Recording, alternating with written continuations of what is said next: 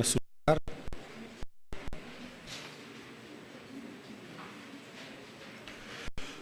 Bueno, y el mensaje titulado es Acerquémonos a Dios. Acerquémonos a Dios.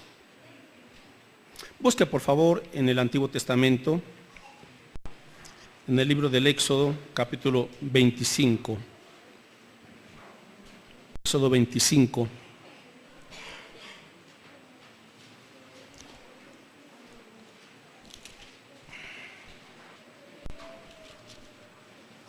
Verso 1 en adelante. Éxodo 25. Versos del 1 en adelante. ¿Ya lo encontramos, hermanos? Si no, esperamos a que lo encuentre para que estemos todos juntos en esta misma lectura. Éxodo 25 del 1 al 8. Dice así la Escritura: Jehová habló a Moisés diciendo: di a los hijos de Israel que tomen para mí ofrenda de todo varón que la diere de su voluntad, de corazón tomaréis mi ofrenda. Esta es la ofrenda que tomaréis de ellos: oro, plata, cobre, azul púrpura, carmesí, lino fino, pelo de cabras, pieles de carneros teñidas de rojo, pieles de tejones, madera de acacia, aceite para el alumbrado, especias para el aceite de la unción y para el incienso aromático, piedras de ónice y piedras de engaste para el efod y para el pectoral. Y harán un santuario para mí y habitaré en medio de ellos, conforme a todo lo que yo te muestre el diseño del tabernáculo y el diseño de tus utensilios, así lo haréis. Bueno, verso 8, y harán un santuario para mí y habitaré en medio de ellos. Bueno, acababan de salir de Egipto, estaban en el desierto, tenían la promesa de Dios de llevarlos a la tierra prometida, ¿verdad? Pero en ese tiempo, en esa transición, Dios les dijo mientras estaban en el desierto: reúnan ofrenda, lo mejor, voluntarios de corazón, y ahí da la lista, ¿verdad? Y dice el Señor: lo van a usar para edificarme un santuario. ¿Cuál era ese santuario? El tabernáculo, ¿sí? Antes de que fuera construido el templo de Jerusalén, fue construido el tabernáculo. Y el tabernáculo era como una tienda desarmable. Ahí vimos nosotros la lista de los materiales, de algunos materiales de los cuales fue hecho este tabernáculo. ¿Cuál era el propósito? Ahí dice: me construiré este santuario para mí y habitaré en medio de ellos. Entonces, el tabernáculo tenía varios propósitos, pero el principal era que le levantara un lugar especial en donde Dios morara y habitara en medio de su pueblo. Ahora, este tabernáculo era temporal y fue diseñado por el mismo Dios. Moisés no tuvo que inventar nada. Las medidas y todo el diseño se lo dio y se lo reveló el Señor a Moisés. Ahora, vamos a ver en esta mañana que el tabernáculo en sí estaba representando, aunque ellos no lo entendían así todavía, estaba representando en un futuro la obra y la persona de Cristo Jesús, como vamos a ver en un momento dado. El tabernáculo fue un lugar para que ellos tuvieran conciencia y pudieran ver la presencia de Dios. Ahora, ¿cómo se manifestaba la presencia de Dios? Bueno, se manifestaba con un gran resplandor que se llama la gloria de Dios. El resplandor, Dios es luz, y el resplandor de Dios, la gloria de Dios, era una manera en la cual Él se manifestaba. Y en las noches Dios se manifestaba también con una gran nube cubriendo, bueno, en el día cubriendo con una gran nube al pueblo, y en la noche con una gran columna de fuego. Y la gloria del Señor se manifestaba cuando Él reposaba sobre el tabernáculo. El tabernáculo, este lugar, le proporcionaba a Dios un lugar donde morar. Dios ahí se encontraba específicamente con Moisés, le revelaba su voluntad a Moisés. El tabernáculo les recordaba a los israelitas la presencia de Dios que los acompañaba en su peregrinaje. nunca los dejó solos. El tabernáculo llegó a ser el centro de la vida religiosa, social y política del pueblo de Israel. El tabernáculo también representaba verdades espirituales que vamos a ver a continuación. Solamente que en estas características la gente no podía oficiar directamente en el tabernáculo. Dios llamó a una serie de sacerdotes y un gran sumo sacerdote para que él ofreciera los sacrificios y las ofrendas y la adoración que le debían a Dios. Entonces usted puede ver en esta figura rectangular que en las orillas pues eran como cortinas, ¿verdad? O pieles de animales, protegían lo que se conoce como el lugar santo y el lugar santísimo. Había una entrada solamente, una puerta nada más. Y luego lo primero, después de la puerta, se conoce como el atrio, el espacio o el patio. Era el patio, el atrio.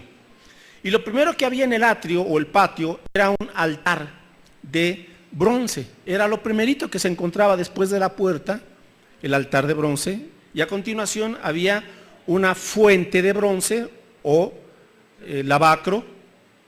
Y después estaba ese lugar santo, que estaba cubierto también con una serie de telas o de cortinas. Y ese lugar estaba dividido en dos partes, el lugar santo y el lugar santísimo, en donde se encontraba el arca del pacto. Bueno, todo esto simbolizaba una serie de verdades espirituales para nosotros. Así es que vamos a comenzar, mis hermanos. ¿Qué simbolizaba todo esto? Bueno, comenzamos por la puerta. Para tener acceso a Dios, vamos a ver, hermanos, que francamente los judíos no tenían en sí realmente un acceso a Dios.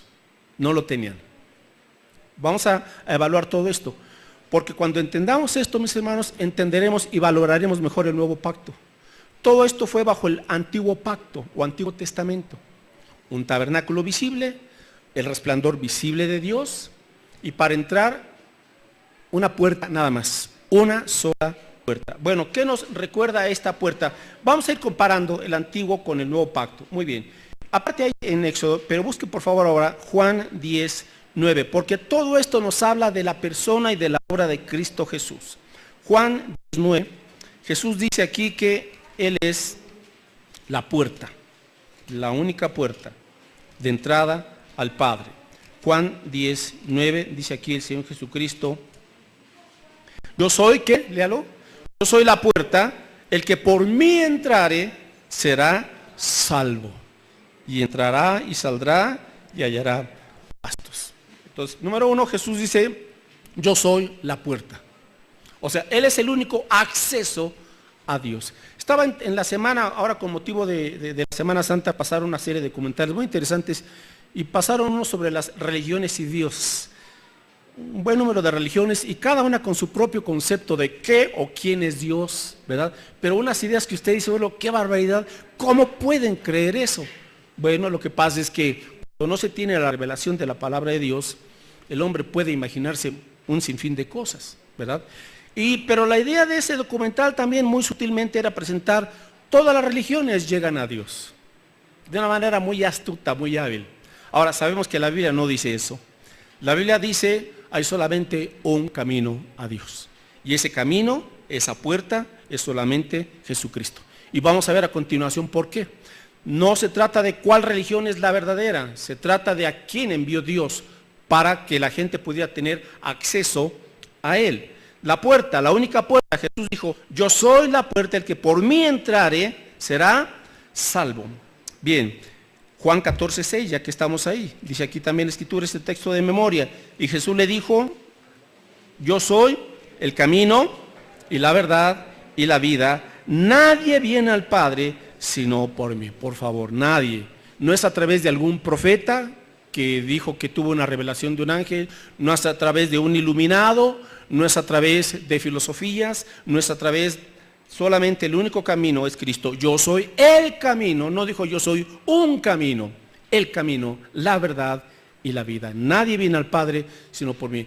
A veces los creyentes tienen conceptos erróneos y muy románticos y muy sentimentales, la verdad, no piensan, Pero pues si son personas buenas y pues si las religiones también tienen cosas buenas y tienen buena moral, tú no te vas a salvar por tu moral, ni te vas a salvar por tus buenas obras.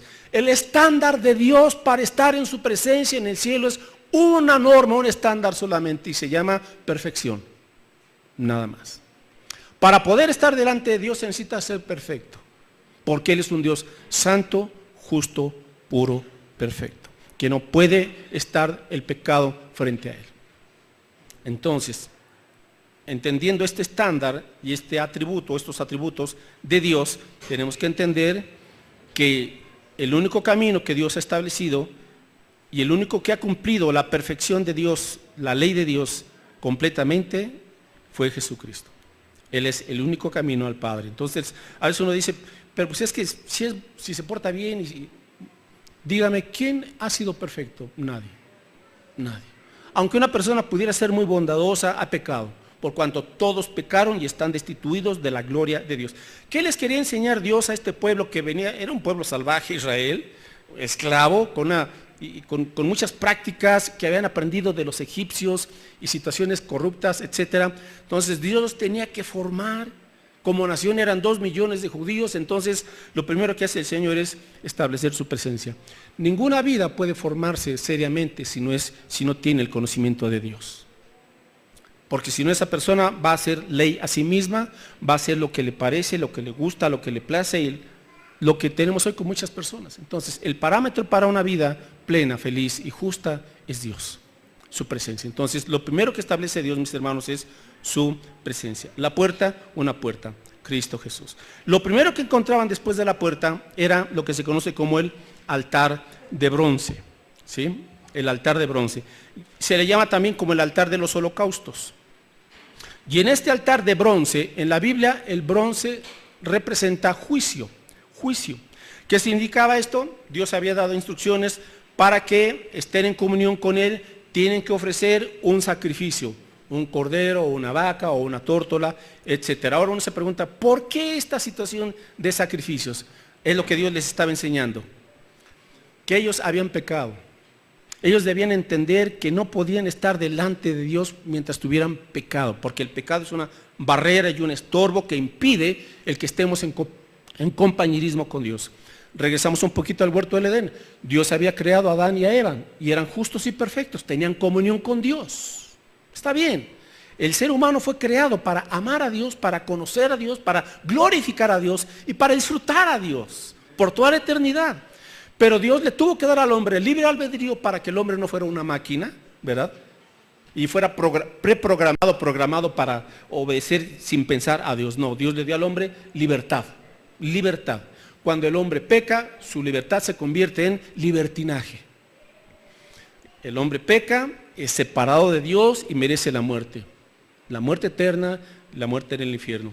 Pero Dios es un Dios que nos ama y aquí viene la restauración que hace Dios para con el hombre.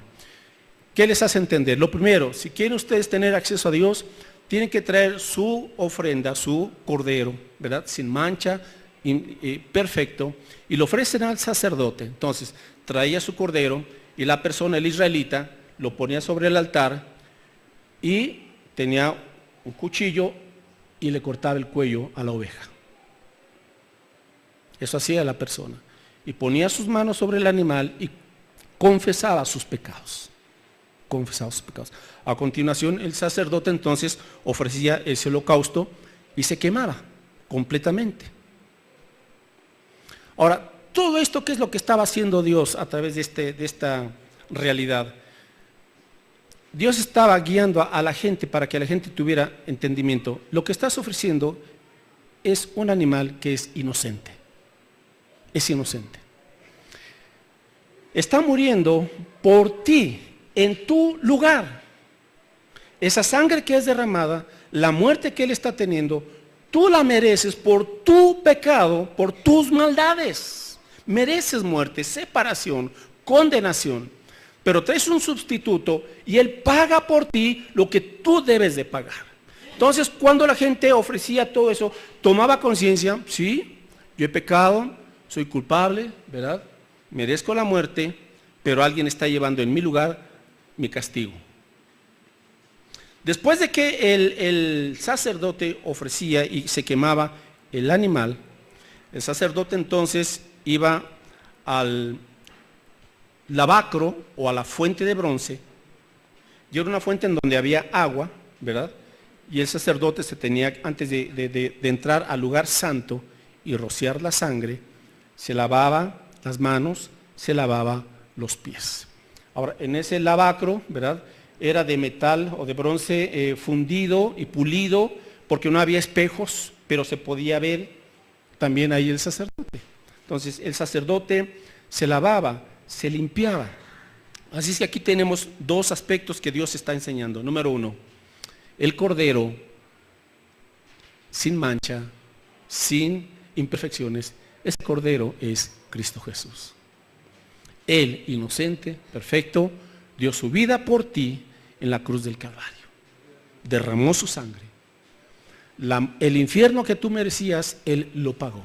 Cuando Él dijo en la cruz, tengo sed, Él estaba sufriendo todo el infierno sobre su cuerpo, sobre su alma. Lo estaba padeciendo por nosotros. El siguiente paso para acercarse a Dios era limpiarse. Entonces, cuando el sacerdote se limpiaba, ahí nos está dando ya la Biblia otro cuadro u otra figura. Busque por favor en Tito 3:5. Tito 3:5. Así es que aquí la Biblia le llama el lavamiento de la regeneración. El primer paso, Dios nos justifica por la sangre de Cristo, por los méritos perfectos de Cristo, es que hemos sido perdonados, hemos sido limpiados, ¿verdad?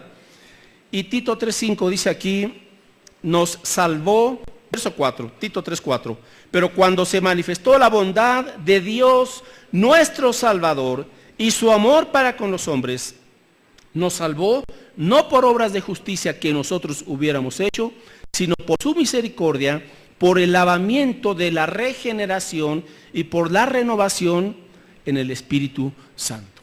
Entonces, la segunda figura que encontramos aquí es esta fuente de bronce llena de agua, lo que simboliza que lo primero que necesitamos para acercarnos a Dios es que se derrame sangre por nosotros. Dice Hebreos, sin derramamiento de sangre no hay perdón de pecados. Luego, el lavamiento, el agua, aquí representa, mis hermanos, no el bautismo, representa la regeneración. Recordando ese pasaje de Ezequiel, en donde dice que Dios limpiará todas nuestras iniquidades y nos limpiará de todos nuestros ídolos y de todas nuestras inmundicias, está haciendo una referencia a la regeneración. Cuando usted viene a Cristo, lo primero que hace Cristo es limpiarle con su sangre. Y luego limpiarle a través de su Espíritu Santo. Él quita ese corazón de piedra, ese corazón de carne, y ese corazón imperfecto, y nos da un corazón de carne, un corazón nuevo. ¿Qué significa esto? La regeneración es un volver a nacer. Dios nos da una nueva naturaleza, quita ese corazón corrompido y de piedra, y nos hace nacer de lo alto por el Espíritu Santo de Dios. Entonces aquí tenemos dos enseñanzas. Número uno, la justificación por la sangre de Cristo, y número dos, la regeneración. Su Espíritu Santo nos hace nacer de nuevo, y entonces ya podemos tener acceso a la presencia de Dios. Ahora, dos elementos, sangre y agua. Cuando Cristo estaba en la cruz y le clavaron la lanza, ¿qué salió? Sangre y agua. ¿Vamos captando? No hay coincidencia. Todos son cuadros y figuras que se iban a cumplir en la persona y en la obra de Cristo Jesús. A continuación, entonces, el sacerdote entraba a la primera parte de lo que se llama, en este caso, el lugar santo. Y en el lugar santo había obviamente una cortina, ahí nadie podía entrar. En el atrio entraban las personas con su sacrificio, con sus ofrendas. Pero en el lugar santo estaba prohibido, so pena de muerte. Solamente entraban los sacerdotes encargados para ministrar. Y en el lugar santo estaba esa cortina, entraba el sacerdote y había tres objetos. Número uno estaba el candelabro o candelero de oro, estaba una mesa con los panes, 12 panes, que se llaman los panes de la proposición, y había un incensario o un altar de incienso. Tres objetos. Ahora, esos tres objetos, ¿qué tipifican? ¿Qué significan? Bueno, el candelabro de oro era un candelabro, usted lo ha visto, lo que se conoce como la menorá, un candelabro judío que tiene 7 brazos, ¿verdad? Una base y tres de cada lado. Bueno, era un candelabro de oro, de una sola pieza. Al final tenía unas copitas en donde se ponía aceite y se prendía, ¿verdad? En el lugar santo obviamente no había luz natural, estaba todo oscuro. Entonces se necesitaba el candelabro para iluminar el lugar santo. ¿Qué representa eso, esos 7 brazos? Bueno, por un lado, representan la plenitud del Espíritu Santo. Busque por favor Isaías capítulo 11. Isaías 11. Y en Isaías 11 se nos habla del Espíritu Santo y aquí mencionan 7 características del Espíritu de Dios. Isaías 11. 11 del 1 al 3. Isaías 11 del 1 al 3. Dice, y saldrá una vara del tronco de Isaí y un vástago retoñará de sus raíces. ¿A quién se está refiriendo en primer lugar? A Cristo. ¿Sí? Él es ese renuevo. Él retoñó. ¿De dónde retoñó? De la muerte. Eso es el renuevo. Vida nueva. Verso 2. Y reposará sobre él, sobre Cristo, dice aquí, el Espíritu de Jehová. Número 1. Luego, Espíritu de sabiduría. Espíritu de inteligencia. Espíritu de consejo. Espíritu de poder. Espíritu de conocimiento y espíritu de temor de Jehová. Cuando Cristo estuvo en la tierra, Él tuvo estas 7 manifestaciones del Espíritu Santo de Dios. Inteligencia, Jesús nunca se equivocó, siempre tomó decisiones perfectas. Nunca salió una palabra incorrecta de los labios de Cristo. Toda palabra provino del Padre. Jesús tuvo un espíritu de consejo. Siempre supo qué hacer. Tuvo espíritu de poder. Sanó a mucha gente. Espíritu de conocimiento. Conocía perfectamente la ley de Jehová. Y espíritu de temor de Jehová. Jesús siempre hizo la voluntad del Padre. Ahora, permítame decirlo así. ¿Quién le capacitó? El Espíritu Santo. ¿Qué necesitamos en nuestra vida, hermanos? El Espíritu de Dios. Si usted no depende del Espíritu de Dios, cada día usted no va a poder hacer la voluntad de Dios. Hermanos, la voluntad de Dios solamente se cumple de una manera, bajo el poder, no de la carne, sino bajo el poder del Espíritu de Dios que vive ya en nosotros. Amén. Porque la vida cristiana es imposible de vivirse si no es con la ayuda y con la guía del Espíritu de Dios. Ahora, por otro lado, ese candelabro de oro pues también representa a Cristo. Él dijo, yo soy la luz del mundo, Juan 8:12, yo soy la luz del mundo, el que me siguiere no andará en tinieblas. Hay mucha gente que siempre está en búsqueda y buscando la verdad por aquí, buscando la verdad por allá, y una religión, y conocen cientos de religiones, y siempre están buscando la verdad y nunca llegan a una conclusión, porque están en oscuridad. Hasta que llegan a Jesús, Juan 8:12, entonces se cumple lo que él dice. Jesús les habló diciendo, yo soy la luz del mundo, el que me sigue no andará en tinieblas, sino que tendrá la luz de la vida. Qué bendición, mis hermanos. El creyente no tiene por qué andar dando tumbos, ¿verdad? De ciego.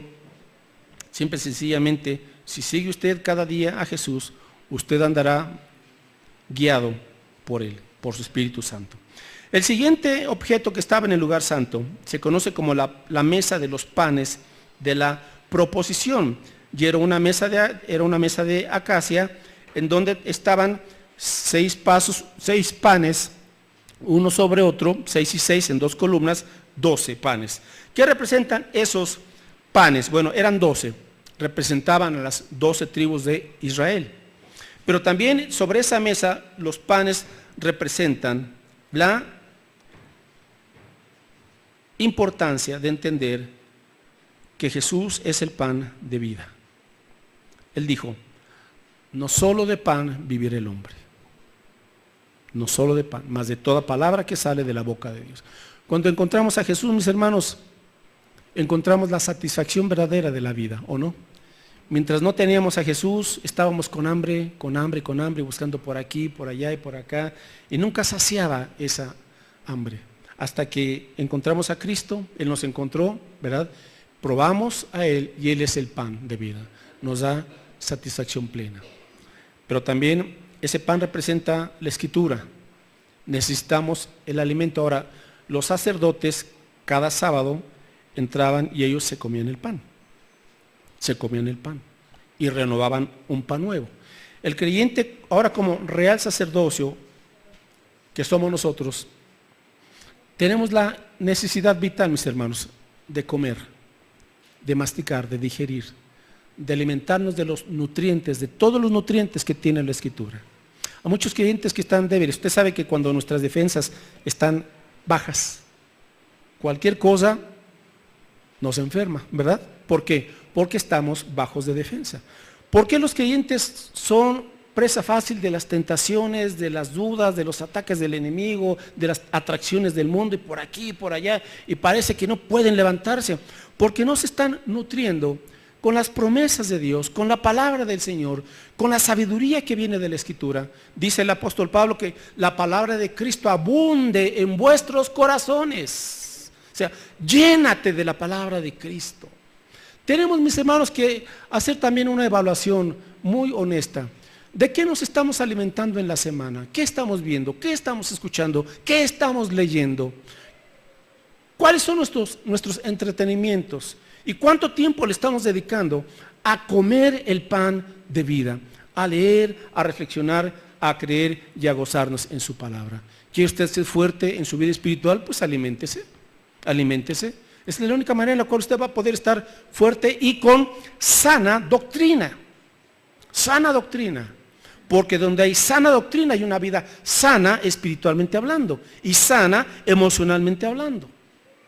Hay el día de hoy tantas aberraciones en tantas iglesias, tantas prácticas de las cuales se están llenando las congregaciones que no están en la Biblia, que las han adquirido de supuestas revelaciones. Pero cuando una práctica o una enseñanza contradice lo que está en la Escritura, tenemos que desecharlo. Lo diga quien lo diga. Si no concuerda con lo que está la palabra de Dios, pues lo dirá un predicador muy famoso, o un evangelista, o un supuesto profeta, o un supuesto apóstol, pues mucho gusto. Pero yo sigo lo que dice la Escritura, lo que escrito está. Cuando Satanás tentó a Jesús, Jesús simplemente lo refutó diciendo, escrito está. Esto es lo que está en la Escritura. Y Jesús mencionó Deuteronomio, pasajes de la Escritura. Jesús sabía la palabra de Dios, la sabía de memoria a la perfección. ¿Cómo vencemos las tentaciones y los engaños del enemigo? Escrito está. Un domingo de estos voy a compartirles muchas corrientes que hoy se están soltando y que son muy interesantes y muy atractivas, pero son falsas. Y la gente no está discerniendo. Cuando yo he escuchado estas cosas, yo me sorprendo y digo, esto ya estaba profetizado en la palabra de Dios. De gente que se dice científica o intelectual, etcétera, etcétera. Y cosas muy interesantes y que están ocurriendo. Pero cuando vamos a la luz de la Biblia uno dice, Señor, ya estaba escrito. Lo único que dicen estas personas es estar corroborando lo que tú ya nos estabas advirtiendo de antemano. Espero en Dios unos domingos posteriores a este compartirles algo de esta situación. Bueno, los panes de la proposición. Y también había un altar, lo que se conoce aquí como el altar del incienso. El incienso se ofrecía y aquí tipifica a Cristo, mis hermanos, como nuestro abogado y mediador y nuestro intercesor. Por favor, en la Biblia solamente hay un intercesor, un abogado, que es Cristo Jesús. Busque por favor Hebreos 7:25. Y Hebreos 7:25 dice aquí la Escritura, hablando de Cristo, por lo cual Él puede también salvar perpetuamente a los que por Él, por Cristo, se acercan a Dios, viviendo siempre para interceder por ellos. ¿Qué cree que está haciendo ahorita Cristo en el cielo? ¿De vacaciones? No, está orando por usted, intercediendo. Todos los días del año Cristo le tiene a usted en su corazón y Él está rogando al Padre por usted. ¿Qué está intercediendo Cristo por usted? Buena pregunta. ¿Qué está intercediendo? Pues y ahorita no vamos a estudiar eso, pero cuando usted lee en su casa Juan 17, ahí tenemos la oración intercesora de Cristo. La máxima oración de Cristo por sus discípulos. Y usted puede darse cuenta ahí lo que pide Cristo al Padre por nosotros hoy. Por ejemplo, Cristo le pide al Padre, Padre, guárdalos del mal. Cristo está rogando porque cada creyente estemos firmes en la fe, porque Satanás no nos lleve al pecado. Está intercediendo: Padre, santifícalos en tu verdad. Está orando porque usted y yo tengamos una vida limpia y santa.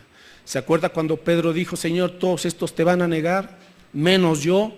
Jesús le dijo: Pedro, he orado al Padre, fíjese, ya había intercedido por Pedro y le he rogado que te guarde, porque Satanás ha pedido zarandearte. Te va a zarandear. Pero yo he rogado, fíjese, ahí está intercediendo, que tu fe no falte.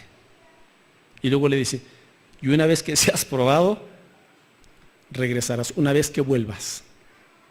Hermanos, ¿qué es lo que está haciendo Jesús? Pues también, Él sabe que Satanás nos está, hermanos, poniendo trampas en el trabajo, presiones con cierta gente, tentaciones y seducciones con alguien más. Muchas tentaciones de Satanás y del mundo para desviarnos del camino de Dios. Pero alguien está intercediendo por nosotros, y es Cristo Jesús, para que no nos perdamos, sino para que estemos fielmente en su camino y en su palabra. Él es el único intercesor y abogado tenemos para con el Padre. Él es el único abogado. Por favor, si tenemos aquí algunos amigos católicos, el único abogado es Cristo. A María, la madre de Jesús, nunca se le designó ninguna obra de intercesión. Ella está en el cielo con Cristo, sí, pero no está intercediendo por nadie. Usted debe saber eso. El único que está abogando por nosotros es Cristo. Amén. Romanos 8:33. Dice aquí el apóstol Pablo que ¿quién acusará a los escogidos de Dios? Dios es el que justifica. ¿Quién es el que condenará? Cristo es el que murió, más aún el que también resucitó, el que además está a la diestra de Dios, el que también intercede por nosotros. Punto. No menciona a nadie más. No menciona a Pedro intercediendo por nosotros, no menciona a Judas intercediendo por nosotros, no menciona a Juan intercediendo por nosotros. El único que está a la diestra del Padre es Cristo, y Él es el único que está intercediendo por nosotros. Hermanos, qué bendición saber que cada día que usted y yo nos levantamos y enfrentamos la vida cotidiana, ya Jesús está de madrugada orando por usted. Que Dios le cuide, que Dios le proteja, que Dios le dé sabiduría, que Dios le dé su gracia, que Dios le dé esa fe y ese amor. ¿Quién está rogando por nosotros para que nos mantengamos firmes y constantes y fieles? Cristo Jesús, la obra de intercesión en el lugar santo. Y por último, el lugar santísimo. Para entrar al lugar santísimo, en este lugar, hermanos, nadie entraba, nadie, excepto el sumo sacerdote, y entraba una vez al año, nada más. Y estaba la advertencia: si alguien entra al lugar santísimo, es fulminado. Ahora, cuentan en las leyes orales de los judíos que cuando entraba el sacerdote en su vestimenta, bueno, eso está en el libro del Éxodo, él se tenía que poner al fin de su manto unas campanitas que sonaban. Entonces, cuando el sumo sacerdote entraba al lugar santísimo a ministrar y a rociar en el año de expiación, el día de expiación, la sangre sobre el propiciatorio, al moverse sonaban las campanitas. Significaba que estaba vivo. Pero dicen que cuando entraba le ataban un lazo en un tobillo, por si a la hora de ministrar moría, lo sacaban. Ahora, ¿por qué corría el peligro de morir? Porque el sumo sacerdote quizás no había hecho una limpieza adecuada, un sacrificio por sí mismo como debe de ser. Entonces, por cualquier cosa, si llegaba a pasar, lo sacaban, para no ser ellos tampoco eliminados. Bueno, entraba entonces el sumo sacerdote al lugar santísimo, pero antes de entrar, ahora, ¿qué representaba ahí? Representaba la presencia de Dios. Ahora dice la Escritura: nadie puede ver a Dios sin perecer, porque Dios habita en luz inaccesible. Ahora, hermanos, son términos que no podemos entender ahorita. ¿Cómo que Dios habita en luz inaccesible? Pues sí, Él es luz. Es un ser espiritual, tiene atributos, pero nadie puede estar en su presencia. Su gloria es tal y su brillantez y su resplandor que un ser humano es fulminado. Por eso tenemos que ser resucitados cuando Él venga para poder estar en su presencia, ¿se da cuenta? Entonces, en el lugar santísimo había un velo. Supongamos que esto sería el equivalente al lugar santísimo y todo esto al lugar santo, ya fuera el patio. Había una gran cortina de 10 centímetros de espesor. Dicen que ni aun bueyes, ¿verdad?, la podían romper. Entonces entraba el sacerdote solamente en el día de la expiación, una vez al año. El velo, ¿qué representa? El velo representaba, nadie tiene acceso a Dios, nadie tiene acceso a Dios. Dios es inaccesible. ¿Por qué? Por tu pecado. ¿Qué hizo Dios? Bueno, lo que tuvo que hacer Dios era que el velo se tenía que rasgar o romper para que se pudiera tener ahora acceso directo a su presencia. Busque por favor, ¿cuándo sucedió esto? Hebreos, primero busque en Hebreos 10. ¿Qué representa vámonos primero a Mateo 27, antes de ir a Hebreos. Mateo 27. Cuando Cristo estaba en la cruz del Calvario y Él entregó el Espíritu al Padre y dio su último aliento, dice Mateo 27, 51, que el velo del templo, ¿qué? Se rasgó de arriba a abajo, ¿verdad? Mateo 27, déjeme ver si está ese texto aquí. 27, 51. Sí, ok. Verso 50. Mas Jesús, habiendo otra vez clamado a gran voz, entregó el Espíritu. Y he aquí, el velo del templo se rasgó en dos, de arriba a abajo, y la tierra tembló, y las rocas se partieron, y se abrieron los sepulcros, y muchos cuerpos de santos que habían dormido se levantaron, y saliendo de los sepulcros después de la resurrección de Él, vinieron a la santa ciudad y aparecieron a muchos. Un gran terremoto, un gran temblor, después de que Cristo entregó el Espíritu al Padre. El velo se rasgó en dos, de arriba a abajo. ¿Qué significa? Que quien tuvo la iniciativa para rasgar el velo fue Dios. Se rasgó. Ahora, ¿qué representa entonces ese velo? Vamos por favor a Hebreos 10, 19. Ahora sí, Hebreos 10, 19.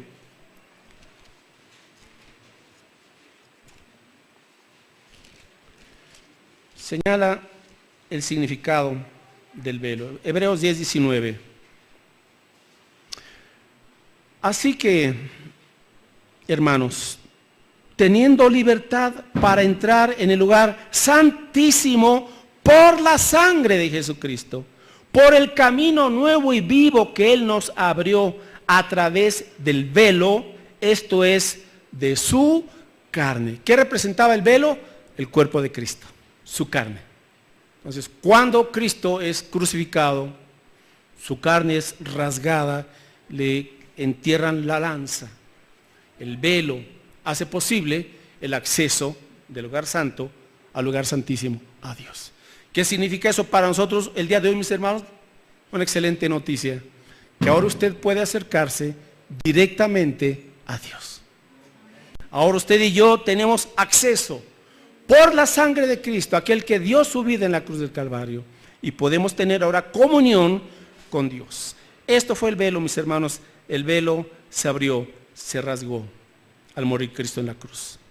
Y en el lugar santísimo estaba solamente un objeto, que era el arca del pacto. Ustedes han visto esa película también muy famosa, no me acuerdo con qué actor, ¿verdad?, norteamericano, pero en donde habla del arca perdida.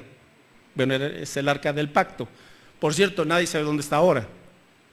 Pero el arca del pacto pues, era como de forma rectangular, ¿verdad?, de madera de acacia cubierta de oro por dentro y por fuera.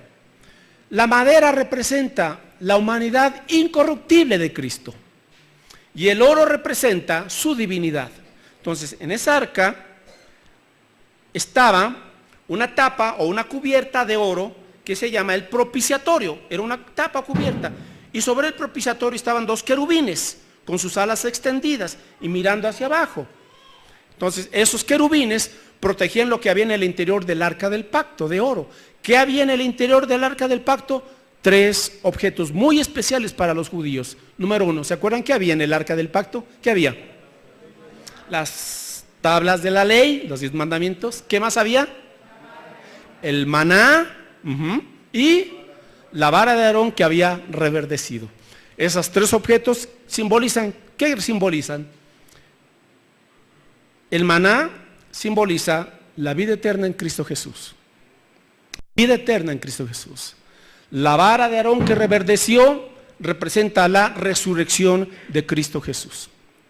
Y las tablas de la ley representan la santidad y la voluntad de Dios para nosotros.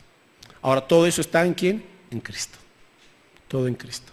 Concluyo con esto, hermanos, en Hebreos 10.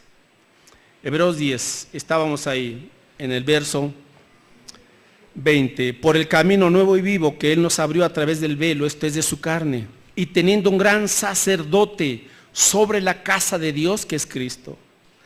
¿Qué? Acerquémonos con corazón sincero, en plena certidumbre de fe, purificados los corazones de mala conciencia y lavados los cuerpos con agua pura. Hermanos, todo esto ya está hecho.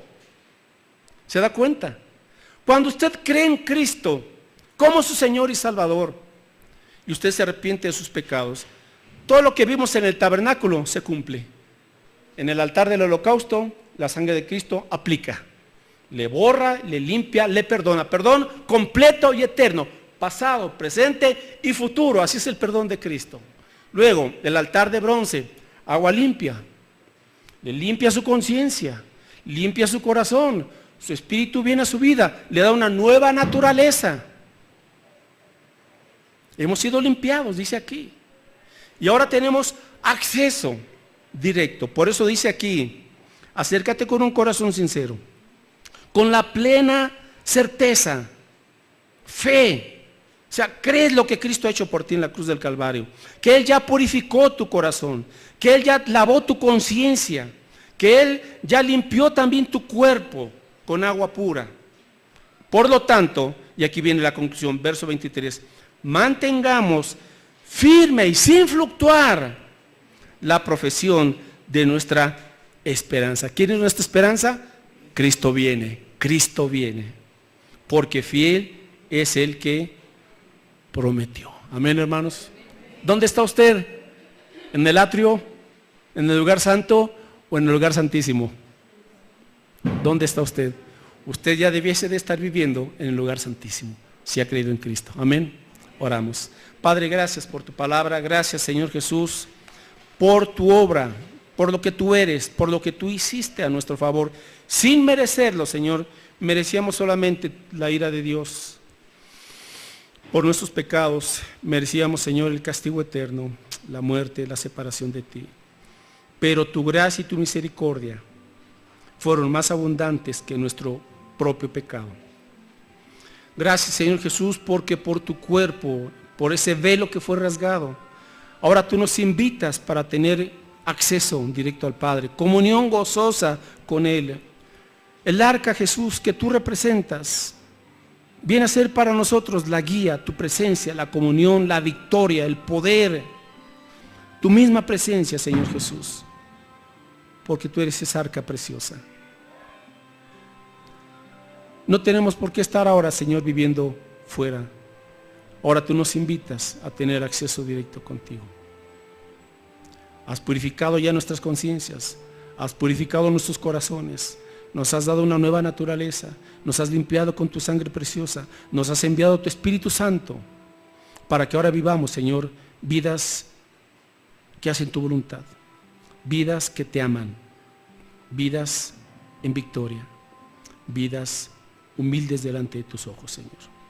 Gracias, Padre, porque todo esto es obra tuya. Nosotros solamente tuvimos que acercarnos con un corazón sincero, humilde, reconociendo lo que somos y lo que hemos hecho. reconociendo tu gracia. Tú nos invitas, acerquémonos al trono de tu gracia para alcanzar fortaleza, ayuda, misericordia. Y antes de finalizar este momento, si usted no ha tenido este encuentro con Cristo, si usted no tiene la certeza de estar ya en el lugar santísimo en comunión con Dios, venga hoy a Cristo. El Padre le dice: acércate, ven. Ya di a mi Hijo Jesucristo para que tú tengas acceso directo a mí, para que puedas conocerme, amarme y experimentar mi amor y mi voluntad perfecta. ¿Quiere usted en esta tarde rendir su vida a Cristo, venir a Él? Dígale lo siguiente de corazón: Señor Jesús, reconozco mis pecados, que no he hecho tu voluntad, que no te he dado el primer lugar, pero me acerco a ti, creyendo que tú derramaste tu sangre en la cruz del Calvario, por mí, para perdonarme, para limpiarme. Vengo a ti para pedirte que tu Espíritu Santo me dé una nueva naturaleza, un nuevo corazón. Señor, te entrego mi vida. Estamos orando todos los creyentes. Aquí estoy, Señor, delante de ti. Dame ese nuevo nacimiento espiritual. Quiero experimentar esa comunión contigo a partir de hoy. Saber que Cristo es el pan eterno, el pan de vida. Hoy quiero comenzar una nueva vida en ti. Te lo ruego en el nombre de Cristo, a quien recibo como Señor y Salvador. Amén. Amén, Señor. Dios les bendiga.